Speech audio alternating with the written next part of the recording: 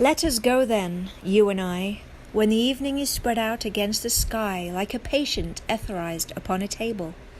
Let us go through certain half-deserted streets, the muttering retreats of restless nights in one-night cheap hotels and sawdust restaurants with oyster shells. Streets that follow like a tedious argument of insidious intent to lead you to an overwhelming question. Oh, do not ask, what is it? Let us go and make our visit. In the room the women come and go, talking of Michelangelo. The yellow fog that rubs its back upon the window panes, the yellow smoke that rubs its muzzle on the window panes, licked its tongue into the corners of the evening, lingered upon the pools that stand in drains, let fall upon its back the soot that falls from chimneys, slipped by the terrace, made a sudden leap, and seeing that it was a soft October night, curled once about the house and fell asleep. And indeed there will be time for the yellow smoke that slides along the street, rubbing its back upon the window panes. There will be time. There will be time to prepare a face to meet the faces that you meet. There will be time to murder and create, and time for all the works and days of hands that lift and drop a question on your plate. Time for you and time for me, and time yet for 100 indecisions and for 100 visions and revisions before the taking of a toast and tea. In the room the women come and go, talking of Michelangelo. And indeed there will be time to wonder, do I dare and do I dare? Time to turn back and descend the stair, with a bald spot in the middle of my hair. They will say, how is his hair growing thin? My morning coat, my morning mounting firmly to the chin, my necktie rich and modest, but asserted by a simple pin. They will say, but how his arms and legs are thin? Do I dare disturb the universe? In a minute there is time for decisions and revisions, which a minute will reverse. For I have known them all already, known them all, have known the evenings, mornings, afternoons. I have measured out my life with coffee spoons. I know the voices dying with a dying fall, beneath the music from a further room.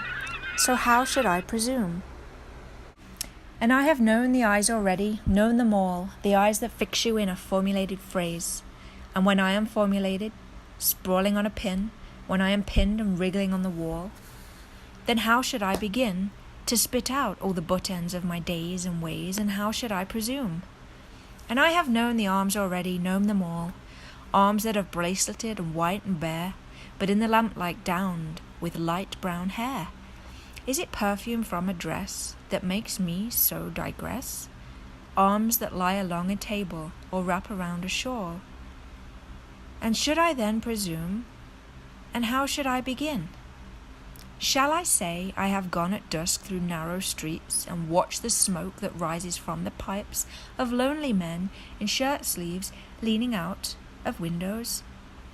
I should have been a pair of ragged claws scuttling across the floors of silent seas. And the afternoon, the evening, sleeps so peacefully, smoothed by long fingers, asleep, tired, or it malingers, stretched on the floor here beside you and me. Should I, after tea and cakes and ices, have the strength to force the moment to its crisis? But though I have wept and fasted, wept and prayed, though I have seen my head, grown slightly bald, brought in upon a platter, I am no prophet, and here's no great matter. I have seen the moment of my greatness flicker, and I have seen the eternal footman hold my coat and snicker, and in short, I was afraid.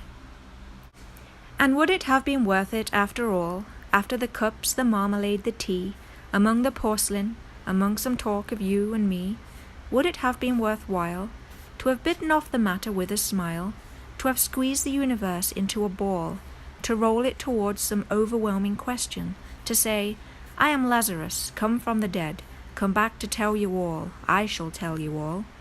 If one, settling a pillow by her head, should say, that is not what I meant at all, that is not it at all.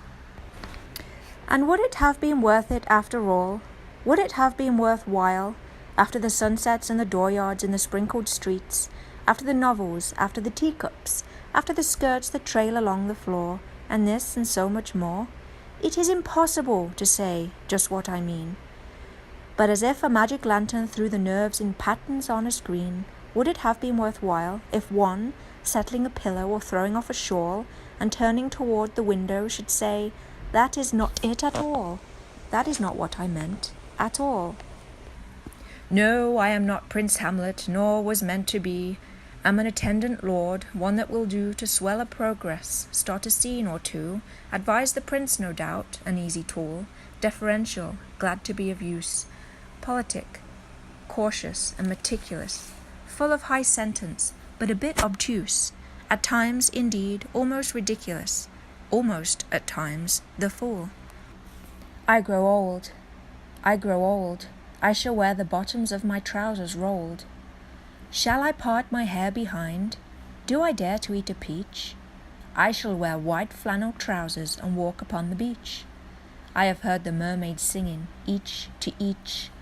I do not think that they will sing to me. I have seen them riding seaward on the waves, combing the white hair of the waves blown back when the wind blows the water white and black.